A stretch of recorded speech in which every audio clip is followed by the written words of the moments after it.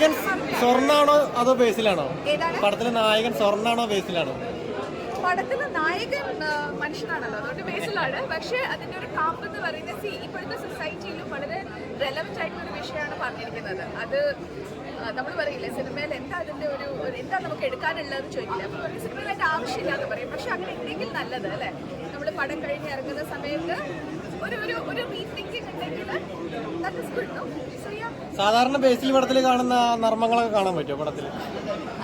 നർമ്മം ഉണ്ടാക്കാൻ വേണ്ടി നർമ്മം ഉണ്ടാക്കുക എന്ന് പറയുന്നതിന്റെ ഒരു ബുദ്ധിമുട്ടുണ്ടല്ലോ കഥയില്. അത് ഇതിലില്ല. ഇതിൽ സ്വാഭാവികമായിട്ട് സംഭവിക്കുന്ന ഇപ്പൊ നിങ്ങൾ രണ്ട് ഫ്രണ്ട്സ് സംസാരിക്കുന്ന സമയത്ത് സ്വാഭാവികമായിട്ട് സംഭവിക്കുന്ന ചില നർമ്മങ്ങൾ ഉണ്ടാവില്ലേ, ആ രീതിയിലുള്ള നർമ്മങ്ങൾ സിറ്റുവേഷണൽ ആയിട്ട് വരുന്നത്. സർവൈവ് ചെയ്യോ പടത്തിൽ? പടം തിയേറ്ററിൽ സർവൈവ് ചെയ്യോ? അയ്യോ, ഇത് സർവൈവ് ചെയ്ത് ഏത് പടം സർവൈവ് ചെയ്യാം?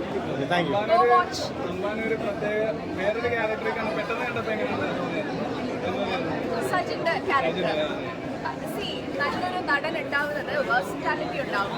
ഒരേ ടൈപ്പ് റോള് ചെയ്യാൻ വേഴ്സിറ്റൈലാണ്. എനിക്ക് എല്ലാം ചെയ്യാൻ പറ്റും. ഒരു 1 to 10 എടുക്കുകയാണെങ്കിൽ 1 ഉം 10 ഉം എനിക്ക് ചെയ്യാൻ പറ്റും എന്ന് പറയുമ്പോഴാണ് നല്ല നടന്മാരും നല്ല നടിമാരും ഉണ്ടാവുന്നത് അല്ലേ? സോ അങ്ങനെ നോക്കുകയാണെങ്കിൽ നമ്പാൻ ഇസ് വെരി ഗുഡ്. നമ്പാനല്ല, സജിൻ ഇസ് വെരി ഗുഡ്. സജിന്റെ നല്ലൊരു കഥാപാത്രമാണ്. മാക്സിമം നല്ല രീതിയിലൊരു പ്രസന്റ് ചെയ്തിട്ടുണ്ട്.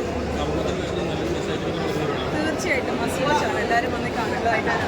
പക്ഷേ വന്ന് കണ്ട് മനസ്സിലാക്കുക അത്രേ ഉള്ളൂ. അല്ലാതെ നമ്മളെ റിവ്യൂ പക്ക കൊല്ലം ബേസ്ഡ് സ്റ്റോറിയാണ് പോകുന്നത്.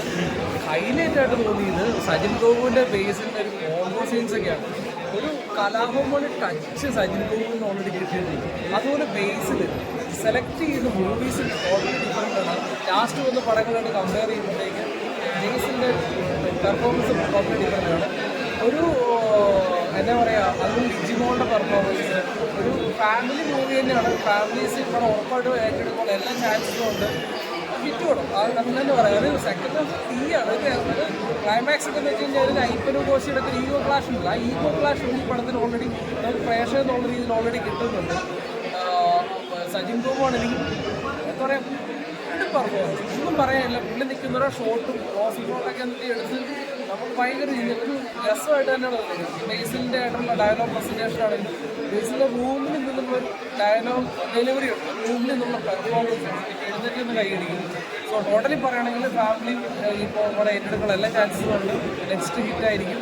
ഒരു വെറൈറ്റി മൂവി, ഒരു കൊല്ലം ബേസ്ഡ് സ്റ്റോറി പറഞ്ഞു പോകുന്നത്. അപ്പോൾ അതിൻ്റെ ലൊക്കേഷൻസ് ആണെങ്കിലും അതുകൊണ്ട് പെർഫോമൻസ് ചെയ്തേക്കുന്ന എല്ലാവരാണെങ്കിലും ആർട്ടാണെങ്കിലും ക്യാമറ ആണെങ്കിലും ഡയറക്ടർ ആണെങ്കിലും പിന്നെ ഇന്ദുഗോപൻ്റെ നോവലാണ് സിനിമ അയക്കുന്നത്. സോ അതിനുള്ള എല്ലാ എലമെൻറ്റ്സും സിനിമാറ്റിക്കിൽ നമുക്ക് ഓൾറെഡി കിട്ടിയിട്ടുണ്ട്. വളരെ നല്ല പടം.